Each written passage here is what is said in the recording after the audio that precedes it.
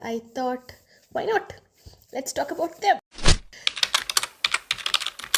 This is a friendship where you feel like a home.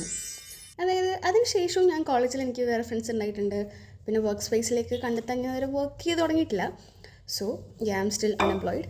നമ്മൾ പല ആൾക്കാരെയും വേറെ മീറ്റ് ചെയ്യും. പക്ഷേ നമ്മളിപ്പം എവിടെയെങ്കിലും ഒരു ലോങ് ട്രിപ്പൊക്കെ പോയി ഒരു ടൂറൊക്കെ കഴിഞ്ഞിട്ട് ലൈക്ക് ആ പ്ലേസൊക്കെ ഭയങ്കര ബ്യൂട്ടിഫുൾ ആയിരിക്കും. അടിപൊളി, നമ്മളെ വീട്ടിനേക്കാളും നാടിനേക്കാളൊക്കെ ഭയങ്കര ബ്യൂട്ടിഫുൾ ആയിട്ടുള്ള സ്ഥലങ്ങളൊക്കെ ആയിരിക്കും ആ സ്ഥലം. But at the end of the day trip കഴിഞ്ഞ് നമുക്ക് എങ്ങനെയെങ്കിലും ഒന്ന് വീട്ടിലെത്തിയാൽ മതിയായിരുന്നു എന്നല്ലേ തോന്നുക.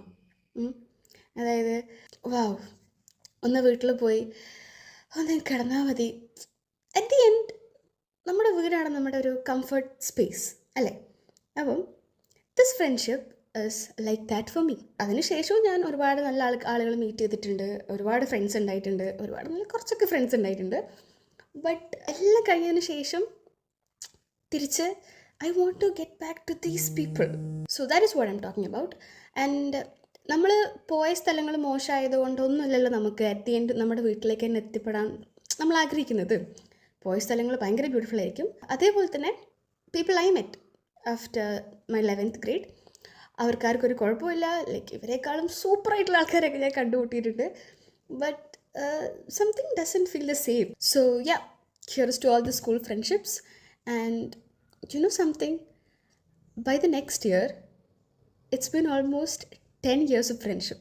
Exactly 2017 അല്ല 16, yeah, by now ഇപ്പം തന്നെ ഇറ്റ്സ് ഓൾമോസ്റ്റ് 10 years. അപ്പോൾ അടുത്ത വർഷം ആകുമ്പോഴേക്കും 11 years. ഓക്കെ, ഒരു 10 വർഷമൊക്കെ ഒരേ ആളുകൾ നമ്മുടെ കൂടെ ഉണ്ടാകുമെന്ന് ആലോചിക്കുമ്പോൾ തന്നെ, അതും വളരെ ഫ്രെജൈലായിട്ടുള്ള റിലേഷൻഷിപ്സ് ഉണ്ടാകുന്ന ഈ ഒരു മോഡേൺ എറയിൽ, I think it's a pretty big deal.